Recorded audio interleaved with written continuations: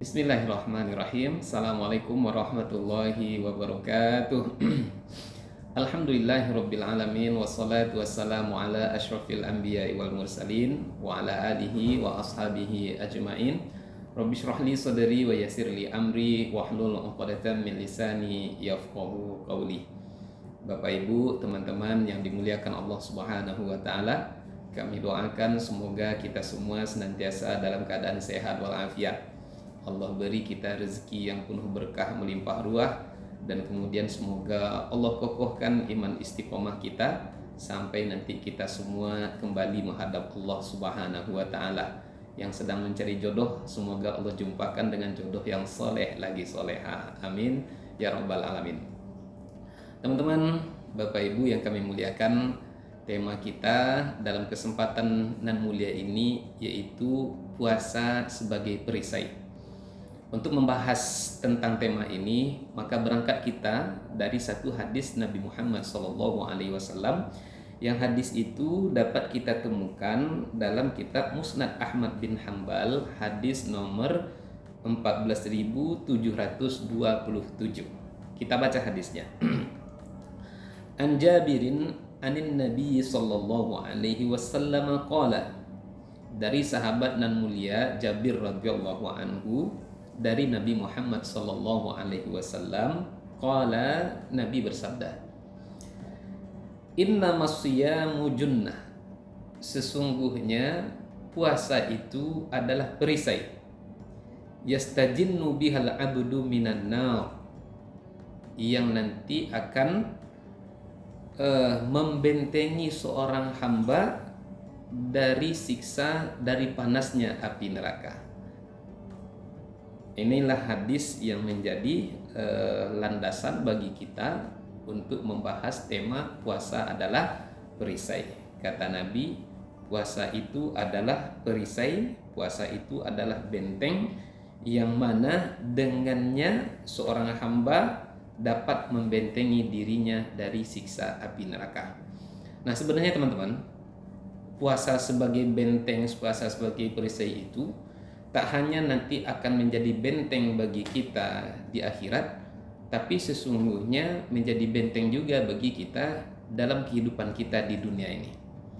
Dalam kehidupan di dunia, dia akan menjadi benteng bagi kita dalam bermaksiat, dan kemudian dalam kehidupan akhirat, puasa akan menjadi benteng bagi kita dari siksanya api neraka. Kita lihat teman-teman, betapa puasa itu akan membentengi manusia dalam kehidupan di dunianya dari maksiat. Kita lihat contohnya. Dalam keadaan panas, terik matahari, kita pulang ke rumah, tentu kita kan sangat haus sekali karena jauh perjalanan, panas terasa. Di rumah tak ada orang, hausnya luar biasa. Mampir kita jalan ke dapur, di dapur ada kulkas, ada kesempatan untuk minum. Tak seorang pun yang tahu kita untuk minum. Tapi karena imannya orang yang berpuasa begitu luar biasa, maukah dia minum? Dia tak mau minum, dia tak mau bermaksiat. Di tengah haus, kan bisa saja di saat kita berwudu kan kita disunahkan untuk berkumur-kumur. Di saat berkumur-kumur kan bisa saja kita untuk minum air tanpa ada satu orang pun tahu kita minum di saat itu. Tapi karena kita sedang dalam keadaan berpuasa, kita yakin bahwasanya Allah melihat kita, Allah memantau kita. Mau kita minum, tentu kita tak akan mau minum, teman-teman. Itulah yang dimaksud bagian dari contoh puasa itu adalah perisai. Perisai dari berbuat maksiat dalam kehidupan kita di dunia. Di akhirat nanti, puasa akan menjadi junnah, menjadi perisai bagi kita dari panasnya, dari luar biasanya siksa yang ada di dalam neraka. Teman-teman, kalau kita mau jujur, kita ini kan banyak dosa. Mulai dari ujung rambut kita sampai kepada ujung kaki kita ini banyak dosanya. Teman-teman, kita lihat rambut kita ini bisa berdosa, bisa berdosa. Kapan? Ketika rambut ini dibuka dan diperlihatkan kepada orang yang tak berhak untuk melihatnya. Tentu ini dosa banyak dibuat oleh kaum Hawa, mewakili aurat. Aurat yang hari ini dibuka, teman-teman, hari ini nanti dia yaumil kiamah dia mengadu kepada Allah, ya Allah, azablah dia, siksalah dia, saya yang semestinya dia tutup, dia jaga, tapi malah dia buka-buka, ya Allah. Nah, rambut mewakili aurat. Atau ada bunda-bunda kita nih, bunda-bunda kita pergi belanja atau pagi ngantarkan anak pergi ke sekolah, memang pakai jilbab, tapi baju yang kadang-kadang dipakai kan baju daster. Nah, baju daster teman-teman kan kadang-kadang cuman sampai mana nih namanya, sampai lengan nih saja, lalu atau sampai di sikunya saja. Siku ke bawah teman-teman, siku ke bawah tentu aurat. Panjangnya di bawah cuman kadang-kadang kan sampai betis saja. Teman-teman, bukankah dari sini sampai ke sini itu adalah aurat bagi seorang perempuan? Bukankah dari betisnya sampai bawahnya itu adalah aurat? Oh Ustaz, saya kan pakai celana legging. Celana legging itu kan membentuk lekuk tubuh. Boleh? Wal'iyazubillah. Ini aurat.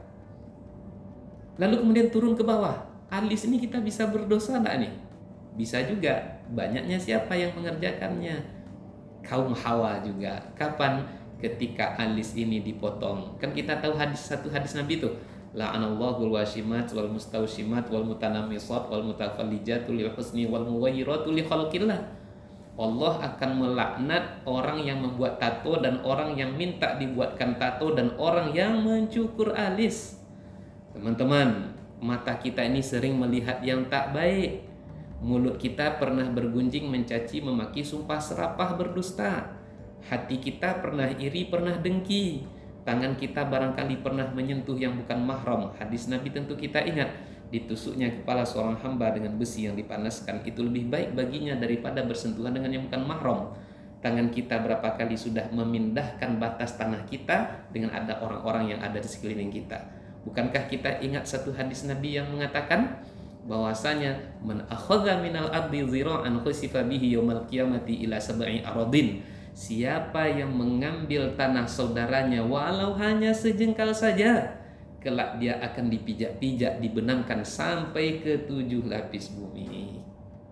Antara pusat dengan lutut kita pernah bermaksiat, kaki kita juga pernah bermaksiat. Maka teman-teman, kita adalah hamba yang hari-hari bergelimang dengan dosa, bermandikan dengan maksiat, maka puasa nanti akan menjadi perisai. Yastajinnu bihal abdu minan nar. Nanti puasa akan membentengi manusia dari siksa api neraka, dan puasa akan mengantarkan manusia selamat masuk ke dalam surga. Rasulullah bersabda, man shoma ramadhana imanan wa ihtisaban ghufira lahu ma taqaddama min dzambi. Siapa yang berpuasa di bulan Ramadan dengan penuh keimanan, dengan penuh perhitungan, maka Allah akan ampunkan dosa-dosanya yang telah berlalu. Maka teman-teman, PR besar kita hari ini adalah, maka benar-benarlah kita maksimal berpuasa semata mengharap ridha Allah Ta'ala. Maka dengan kesungguhan kita dalam melakukan amal-amal mulia di bulan Ramadan, dengan kita berpuasa, mudah-mudahan dengan itu puasa akan menjadi hujah, puasa akan menjadi penolong, puasa akan menjadi benteng bagi kita, tak hanya nanti di yaumil kiamah tapi juga di dunia, membentengi kita dari perbuatan maksiat.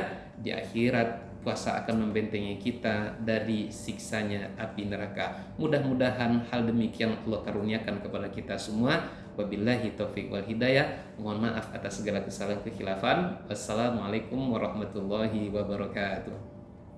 Assalamualaikum warahmatullahi wabarakatuh. Dari SMK Muhammadiyah kami mengucapkan selamat berbuka puasa. Mudah-mudahan puasa kita hari ini Allah ganti dengan pahala yang berlipat ganda, yang berbuah surga. Dan juga kami menghimbau kepada adik-adik angkatan 2024 dan juga 2025 untuk adik-adik alumni SMP, MTS dan pesantren, yuk bergabung di SMK Muhammadiyah 2 Pekanbaru. Insyaallah berkah. Assalamualaikum warahmatullahi wabarakatuh.